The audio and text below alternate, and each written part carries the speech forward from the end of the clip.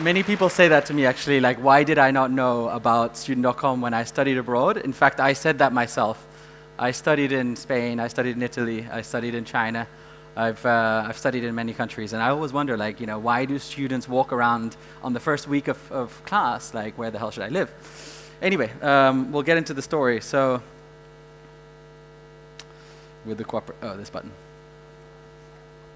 So yeah, I am the founder of student.com. It's a company that I started in 2011. I started in China. Why China? Because, of course, China is the largest country exporter of international students. So just to make it clear, like, we're exporting outbound international students from China to Western markets like the UK, like Australia, like the US, like Tel Aviv. It's my third time speaking at NOAH, but first time in Tel Aviv. I spoke in London and Berlin. And so, as a promise always to Marco, to give real numbers, I'll share some later of, like, how we've been doing, because you can't just come and tell the same story every time, right? So we are undoubtedly the leading marketplace for student housing. Of course, we had an unfair advantage of starting in China first, but really our mission is to help every student find their perfect home. And why do we need to help every student find their perfect home? Because most students live off campus, right? There is a big misconception worldwide that, hey, I got into LSE, I could get into LSE housing, or I got into Harvard, I can get into Harvard housing. I'm going to study in Santa Monica College. Well, doesn't Santa Monica College have housing? Actually, they don't. And so what's happened over the last 20 years is the international student numbers have exploded, of course, especially from countries across Asia and Europe. And universities in the US, in Australia, and Western Europe have struggled to keep up. Germany is probably the most extreme, where only 1% of students live on campus. And so if you're from Beijing or Ho Chi Minh City or Jakarta, and suddenly you get an offer from Ann Arbor, Michigan, like, how are you going to find out? Like, you don't know who's the local student housing guy.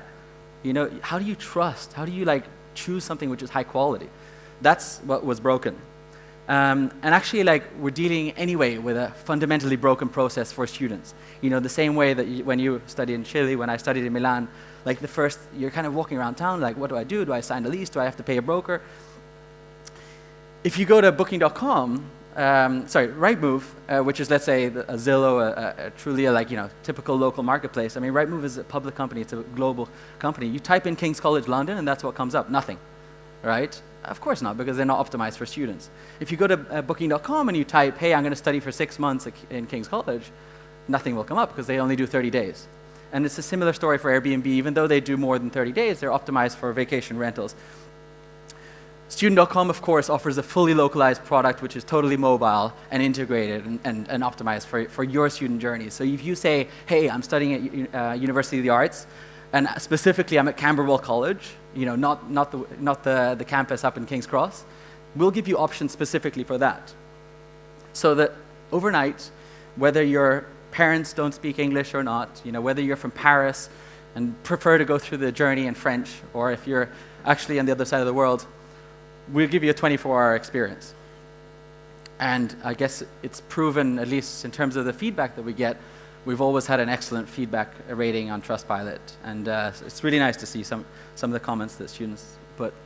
But of course, we're a two-sided marketplace. So the other side of the marketplace is the real estate industry.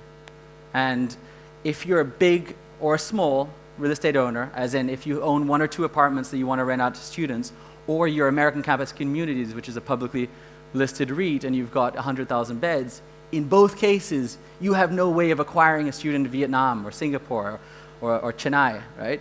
And so that's why people come to us. Those were the top most important corridors. Of course, China features, but so does India, so does Korea. And you're talking about a few million students just from the most important countries, destination and source countries. And because of the way that the industry works, like, we're talking about millions of students, but they're not all looking for the same thing at the same time, right? And so if you're a landlord, you come to student.com because we can give you data dumps, or we can give you pre-created dashboards and reporting on, when are students from Vietnam searching for properties in Melbourne, or what is the best time to do a rebooking campaign? Or just like, hey, it's Chinese New Year coming up, how can I engage our community? We're doing thousands of events with properties around the world.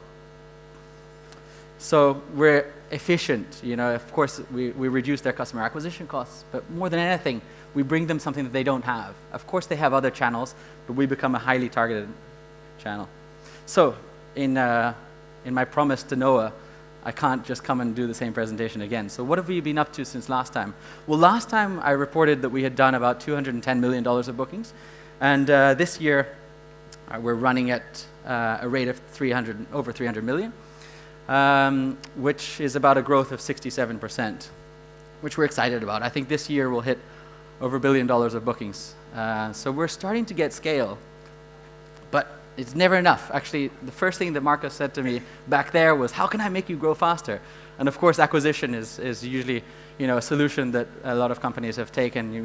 You look at Booking.com and Expedia and Airbnb, they've all grown faster through acquisition. We acquired a company in the US at the end of last year that they didn't have a strong technology base, the technology that we've built. They didn't have a real competency in digital marketing, and they didn't have a global infrastructure, but they were really, really strong in some specific markets. We're talking about markets in California. A city like UC Davis, or a school like UC Davis, which is part of the University of California system, it's very hard to market there because it's really, really localized. So anyway, we made a deal to acquire this company in December.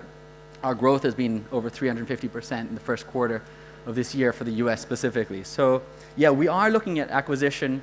We're on a pretty good trajectory, and I think that there's a number of acquisitions and deals that we're looking at around the world with local champions in different countries that can accelerate our growth.